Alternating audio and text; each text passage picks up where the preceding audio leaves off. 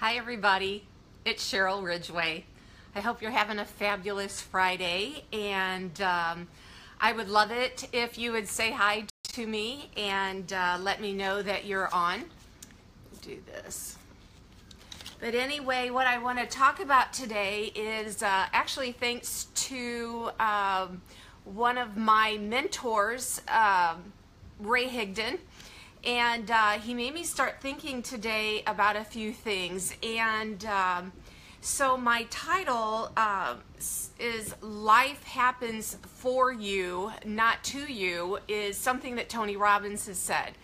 And so I want to kind of talk about a few things that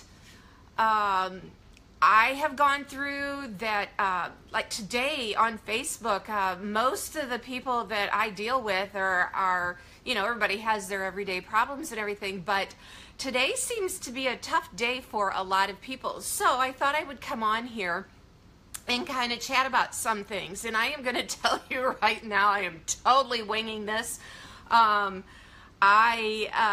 You know, people feel sorry for themselves, and I feel sorry for myself every now and then. But you know, life happens, and the thing of it is that a lot of people want to dwell on what is happening to them at the moment. And unfortunately, a lot of people let bad things stay with them. And I'm going to tell you a little bit about my story and where I'm coming from, and then maybe that'll help you kind of understand my presence of mind today. You know, everybody always thinks that I just, and I am blessed, so don't get me wrong, but that things come easy to me, and I swear, you know what, nothing comes easy to me. I just don't bitch about it a whole lot to everybody in the world so that they all know about my problems. But, you know, we struggled really a lot in building our photography business. And you know what? We end up having a very successful photography business for the last 30 years. However, by no means I could write you a book on every problem and every setback that we had. That, to be honest with you, sometimes I look back on my journey and I'm thinking, how the hell did we ever make it? And how did we ever make a living out of doing what we did? And but we did, and we just went on with it. And you know, I guess my philosophy on life is, if it's not fun, I'm not doing it. Quite honestly, that's why I'm not doing very much with the photography industry right now, because it just became no fun to me. It started stressing me out so bad. I mean, I've had Crohn's disease for many, many years and didn't know about it for a lot of years. But I'm going to tell you what, stress will kill you. And my thing of this is that it's been a journey coming to where I am right now. And you know, about a year and a half ago, it's been about a year and a half, and I'm thinking, holy crap, this isn't good.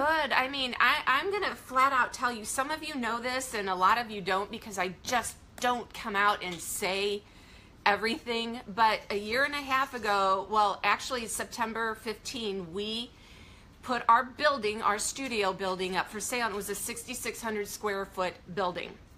It was our dream studio, but the way the industry goes, it was going at the time, that overhead was seriously killing us, the taxes, everything. So we got lucky and we sold the business, not the business, we still had the business, we sold that building really, really fast. So we had been living, we had a lot of credit card debt, and we paid a lot of that off. I had money set aside so that we could put a down payment on a house when we had time to actually build it. And John had a stroke.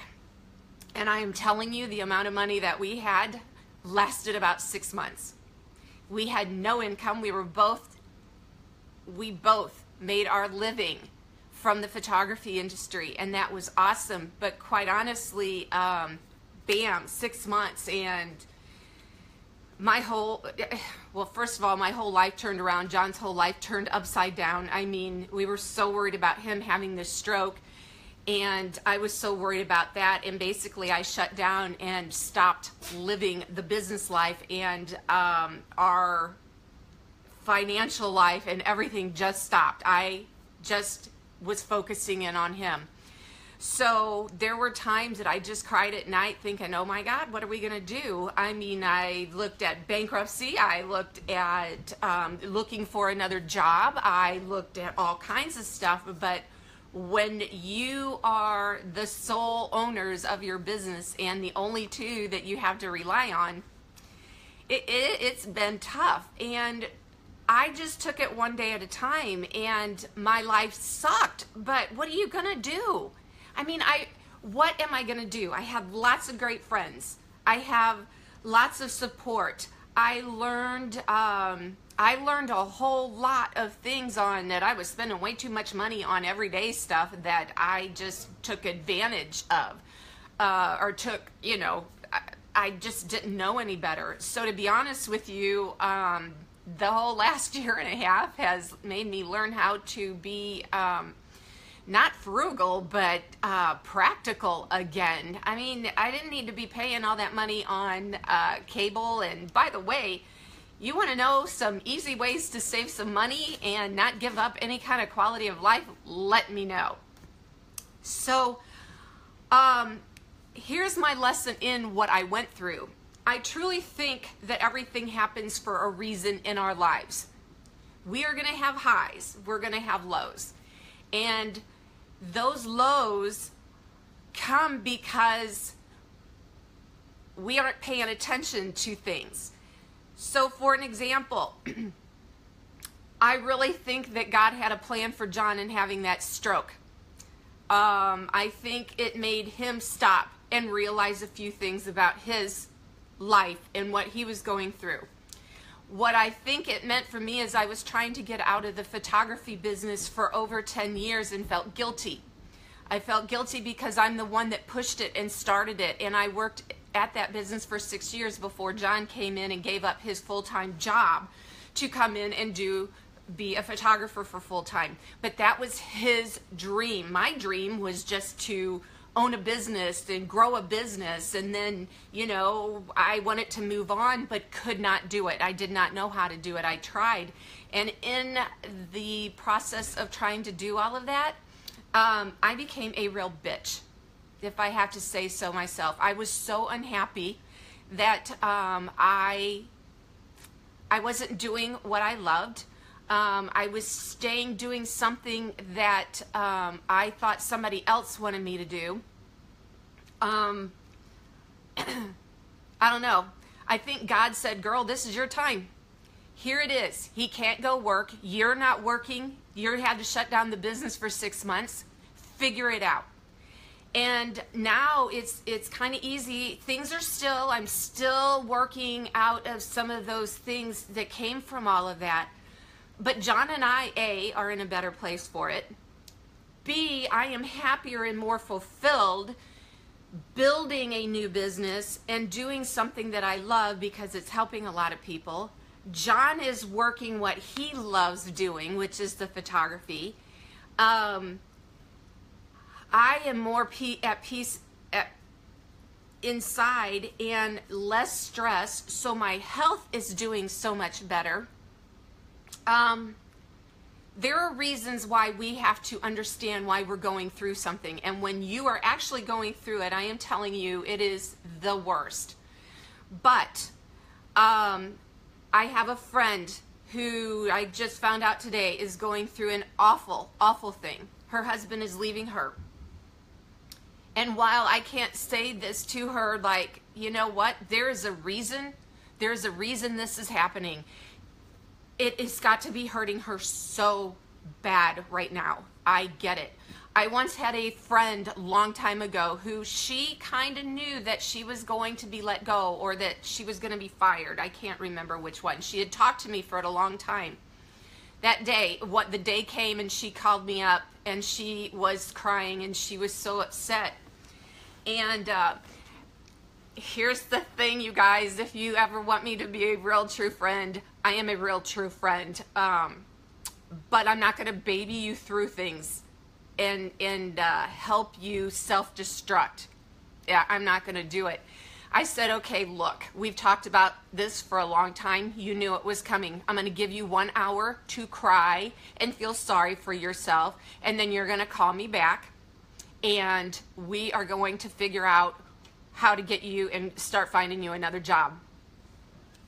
She was shocked. I think I hurt her feelings, but you know what? I am not into pity parties. I hate them. I had a pity party for myself, by myself. When John had his stroke, everybody was telling me I couldn't show him my fear and all of that. I came home by myself with Louie and had the biggest pity party you have ever seen in your entire life. So I am not sitting here telling you that I don't have it. I feel sorry for myself. I beat up on myself. I beat up on other people. But you know what? There's a reason, boys and girls. And the thing of it is if you are not happy, you have to get out of your mind. You have to look at the situation and figure, because a couple months from now, you know what you're going to look at is, it happened for a reason. It was probably the best thing that ever happened to me. Right now, it's devastating because it's different and you don't know what you're going to do. But you know what? Have your pity party. Take a deep breath. You have people that are going to support you. And you know what? That's what I'm doing in my new business. I am helping people. I am helping myself, for God's sakes. And I am helping people take this avenue and make a little bit of a change to over here. And it empowers them. It gives them something that is theirs. So I hope that on this Friday, this little rant or whatever I am doing here has helped you or helped someone that you know. I would really appreciate it if you would share my video. And I also would love for you to, give me your thoughts on what I'm having to say. I'm a big girl. I can take it if you have an opposing opinion. But, don't live in the bad moments. Deal with them. Know that they're going to happen. It is part of life. Unfortunately, life is a series of up and downs. And it is really how you handle the downs that are going to make your highs really, really high. So I hope that you right now are going through a high, but when you do have to go through a low, that you remember my words and you do what you need to do for yourself, but then turn around and look at how you're going to change that situation and make it better. Okay? Have a good one. Love you all. Thank you for watching.